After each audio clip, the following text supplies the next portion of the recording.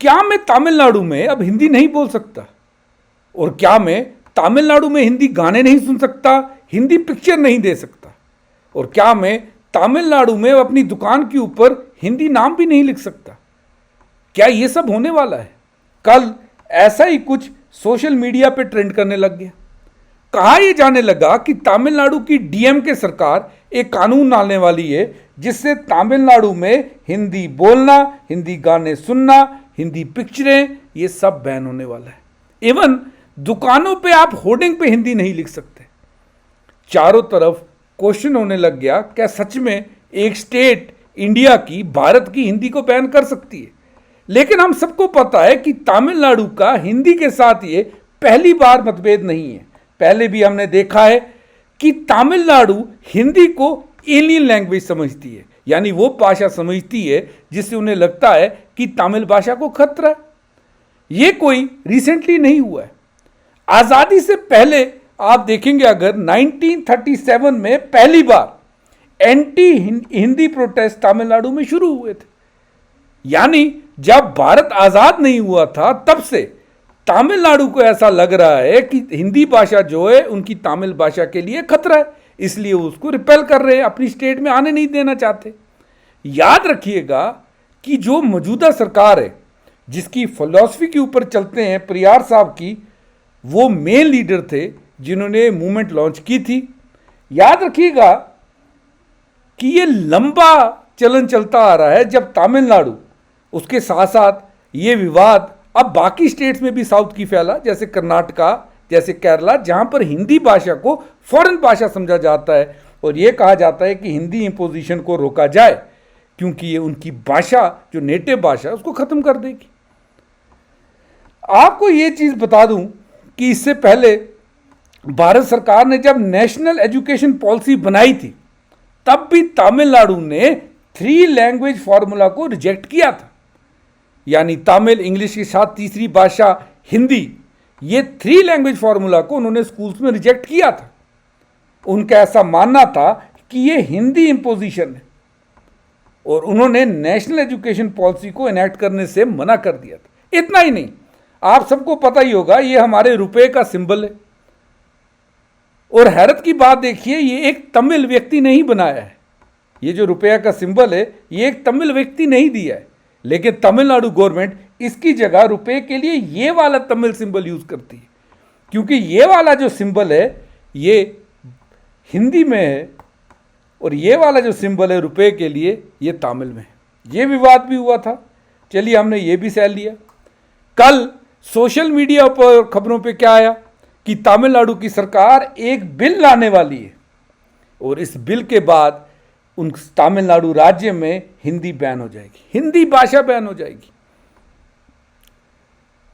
कुछ बुद्धिजीवी लोग तो ये कहने लग गए कि एक राज्य सरकार ऐसा कर सकती है, कुछ लोग कहने लगे नहीं कर सकती है। लेकिन एक बड़ी बात सोचने वाली ये थी कि तमिलनाडु के चीफ मिनिस्टर एम.के. स्टालिन साहब का कहना क्या था, जो उनके पार्टी ने आउट किया था मीडिया में। उनका ऐसा कहना था कि हिंदी होर्डिंग्स, हिंदी लैंग्वेज के गाने, पिक्चरें, ये सब हम तमिलनाडु में बैन कर रहे हैं क्योंकि ये तमिल भाषा के लिए बहुत बड़ा खतरा है। यानी तमिल बोर्ड नहीं लगेंगे, तमिलनाडु में सियारा मूवी के हम गाने नहीं सुन सकते, पिक्चर नहीं देख सकते। क्या सच्ची में किसी भाषा को बैन किया जा सकता है? जैसे ये फैसला सामने आया, ये खबर सामने आउट हुई, तो सोशल मीडिया पे भी रिएक्शन आने लगे। काफ़ी सारे मीडिया पर्सन्स ने तो ये लिख दिया कि ऐसा हो ही नहीं सकता, ट्रेंड करने लग गया एकदम से। आप यहाँ पर देख सकते हैं काफ़ी सारे ट्वीट हैं, इवन बड़े बड़े न्यूज़ चैनल्स ने भी इसको कवर करना शुरू कर दिया। आपको पता होगा कि बिहार के चुनाव आ रहे हैं और इन्हीं बिहार चुनाव में 2 पार्टियां हैं, एक एनडीए जिसका नेतृत्व बीजेपी कर रहे हैं और इंडिया अलायंस जिसे कांग्रेस के दल चला रहे हैं, तेजस्वी यादव साहब इसी इंडिया अलायंस में। यहाँ पर सोचने वाली बात यह है कि जो डीएमके है, जो सरकार है डीएमके की तमिलनाडु में, वो डीएमके इंडिया अलायंस का हिस्सा है। अगर वो इंडिया अलायंस का हिस्सा है और वो हिंदी को बैन कर रहे हैं, तो सामने समझ में आ गया कि बिहार इलेक्शन पे इसका असर पड़ने वाला था। शायद यही वजह रही होगी कि स्टालिन साहब को किसी ने कहा ही होगा, ऑफ कोर्स राहुल गांधी या किसी और कांग्रेस पार्टी ने या किसी और इंडी अलायंस के सदस्य ने कहा ही होगा कि ये फैसला वापस ले लीजिए, चुनाव आने वाले हैं, वोटों पे असर पड़ेगा।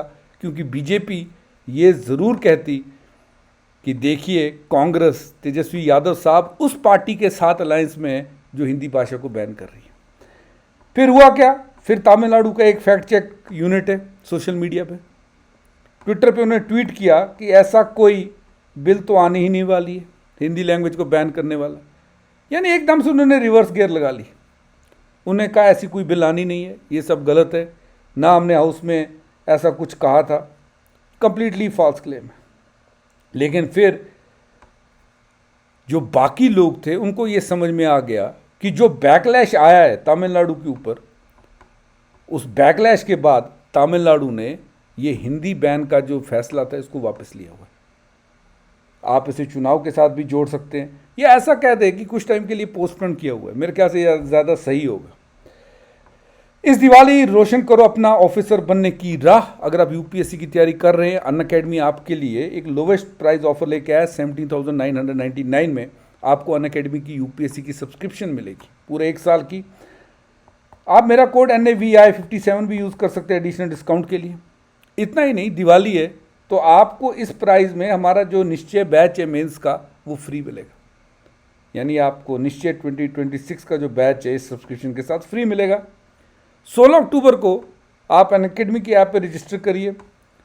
लॉटरी के थ्रू आप आईफोन जीत सकते हैं, स्मार्टफोन्स जीत सकते हैं और भी बहुत सारे प्राइजेज आप जीत सकते हैं हमारे अनअकैडमी के उत्सव फेस्टिवल पे।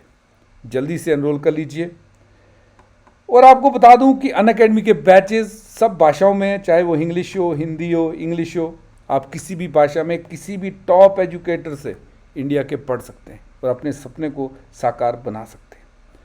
चलिए आगे एक चीज़ जानते हैं कि अगर चलिए तमिलनाडु ने फैसला वापस ना लिया होता, क्या सच्ची में तमिलनाडु या कोई और राज्य सरकार ऐसा कानून ला सकती है हिंदी बैन करने का? सुप्रीम कोर्ट के 2 केसेस हैं। एक है वस्ताय वर्सेस स्टेट ऑफ महाराष्ट्र। इस केस में सुप्रीम कोर्ट ने यह कहा था कि जो स्टेट है, जो राज्य है, वो किसी एक भाषा को प्रमोट कर सकती है राज्य की। जैसे ये महाराष्ट्र का था केस था, तो इसमें उन्होंने कहा था कि मराठी को आप प्रमोट कर सकते हैं लेकिन आप किसी दूसरी भाषा को बैन नहीं कर सकते। ये वस्ताय versus state of Maharashtra case में सुप्रीम कोर्ट ने एक बार कहा हुआ है। दूसरी बार एक और ऐसे ही केस गया Balraj Mishra versus chief justice of high court. इसमें भी यही चीज़ की गई कि अगर राज्य एक भाषा को प्रमोट करती है, अपनाती है, उसका मतलब ये नहीं कि दूसरी भाषा को ऑटोमेटिकली बैन कर सकते हैं। बिकॉज इंडिया मल्टी कल्चरलिज्म है, बहुत सारे कल्चर से विभिन्न भाषाएं बोली जाती हैं। आज आप भाषा बैन कर रहे हैं, कल तो आप इंसान भी बैन कर सकते हैं कि दूसरे राज्य के इंसान हमारे स्टेट में प्रवेश नहीं करेगा। तो ये इश्यू बहुत ज़्यादा एस्केलेट करेगा। शायद तमिलनाडु में भी चुनाव आ रहे हैं, हो सकता है इसीलिए स्टालिन साहब ने ये खेल रचा हो। जो भी है, इशू आपके लिए इंपॉर्टेंट था डिस्कस करना, आपको सुप्रीम कोर्ट के केसेस बताना ज़रूरी था मेरे लिए। Thanks for watching Unacademy. Let's crack it guys.